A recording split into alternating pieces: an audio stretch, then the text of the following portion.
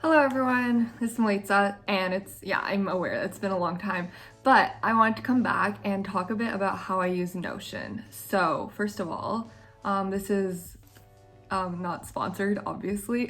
Second of all, I'm mostly just gonna be talking about like how I use it, so keep watching. Yeah, so I think today I'm gonna be talking about how I use it to track stuff that I do in the lab. So I'm currently working in a lab at my university where it's mostly like a biochem sort of lab.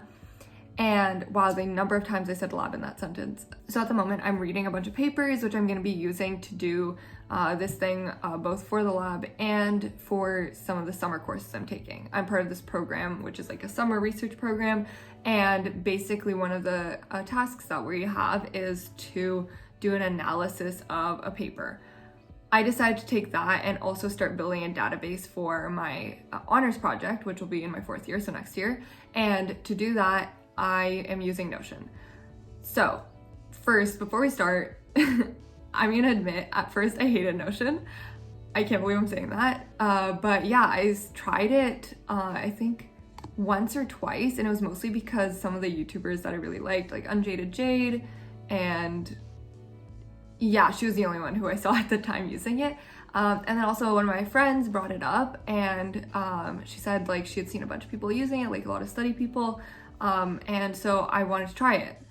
I tried it, and I'm not gonna lie, the learning curve is steep. But I got over that learning curve, and now I am obsessed. First thing in my Notion page is, hold on, let me start screen recording. Okay, so the first thing I have is this main page, and in this main page, that's where I like to put all of the links to the rest of my pages. Basically, the way you could use Notion is like you're making your own website almost.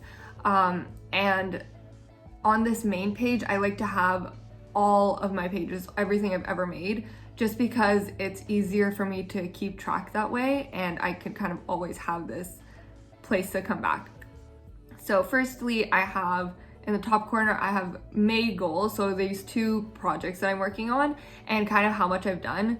It does say 0%, but that's only because I haven't actually started writing it. I've only been finding background information. So kind of preparing everything. So this is my main kind of lab page. It's not the prettiest at the moment, but it kind of has everything I wanted to have. So first of all, I have my PI's expectation. So that's the personal investigator, in case you didn't know. The primary investigator, not personal. And I have kind of what he wants me to be doing, and I'm going to stay in this lab for a while. So I have a summary of current and longer term goals. Then I also have a to-do list for anything I have to do in the lab. Mostly I use this in the actual lab. So I'm just sitting there, it's just easier because we leave our lab notebooks in the lab. So I like to have a list of things that I'm going to be doing in two places kind of in the lab notebook, so that the prof, if he ever wants to look through it, he can see. And also for me at home, because we have to do weekly updates. So I kind of see what I've been doing and what I have done so far. Okay, so for the lab inventory, what I've been doing is I have been adding in the solution, how much we have left of it, then things that are fast movers I have checked off, and then I put tags. So if we have it, if we don't have it, if we're running low, that sort of thing. Also recipe, it's empty, but that's because all my recipes are in the lab. I might even take out that column. And then I have last edited so that I could see kind of when the last time I updated this was. It says March 31st, although I probably, I haven't made very many new solutions. So yeah, but whenever I make a new one, I update it. Then as for the lab hours, what I've been doing is, ooh, she's loading. Okay, so what I've been doing is I add in how many hours I worked. So this is since the beginning of the summer term, so aka like 2 weeks ago. And I have how many hours I've worked, what I've done, what I plan to do next time, and when I added it in. So the plan was to add it in every day that I work, but as you can see here, the third entry, I kind of missed out. So that's the only issue. Also, the one reason I love Notion is that you could like calculate. So for example, I could find the sum of how many hours I did work so far.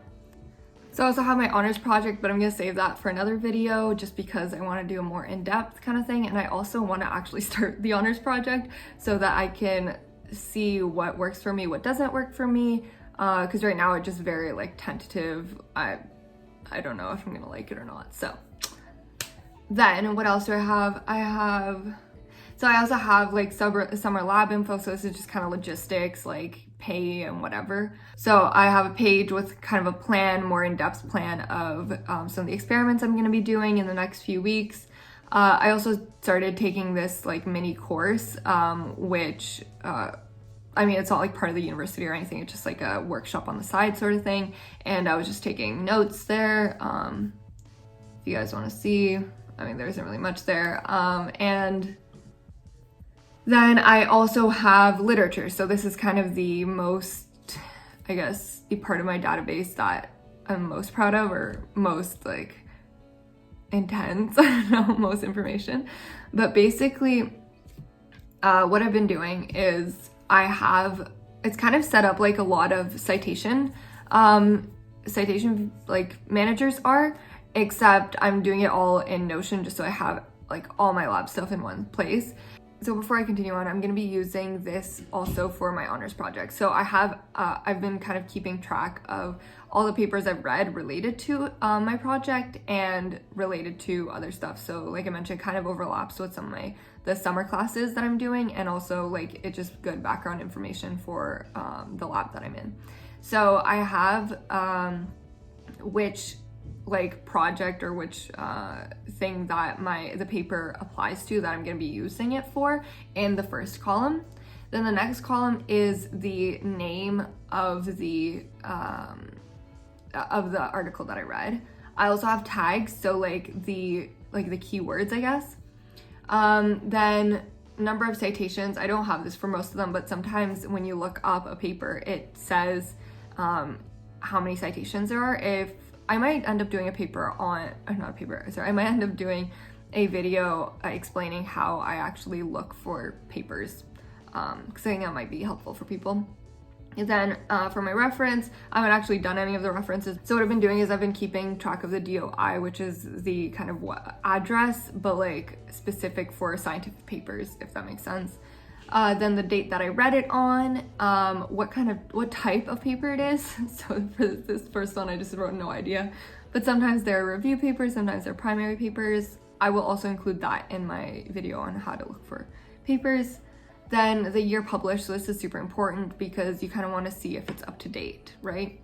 And I have this one, actually, this column I just added in today. So for a lot of my papers, I don't have it filled in, but it's where it was published. And finally, a link to the actual paper. Actually, yeah, that was not finally. I have a link to the paper. Then also I have, what I've been doing is I've kind of been copying and pasting like the main sentences in the abstract or in the actual paper that I think are the most relevant, or like that summarize paper best. For a couple of them, I wrote them out myself, but for most of them, I just copy and pasted because these are just notes for me, basically just to make sure that, just to see what I'm looking for. And so that if I do want to, so like I already have like 13 papers, so you know it's not like I'm gonna remember what's in every single one of those papers. In the papers also, this I kind of left it as a later thing, but if I decide that these papers are useful to directly what I'm doing, I added in a next step, so like kind of what these papers are, like what the relevance of their work is, but this mostly applies to primary papers. And finally, I have a column saying, will I use this paper or will I not? Because if I do use it, it'll just be easier to go back and make a citation or like copy that citation. And also it'll show me how many I'm actually using in total, if that makes sense. That's basically my Notion, how I use it for the lab. I really hope you guys enjoyed, and don't forget to leave like, thumbs up, whatever. Actually, no, forget to do that. Just don't do it. But yeah, so bye.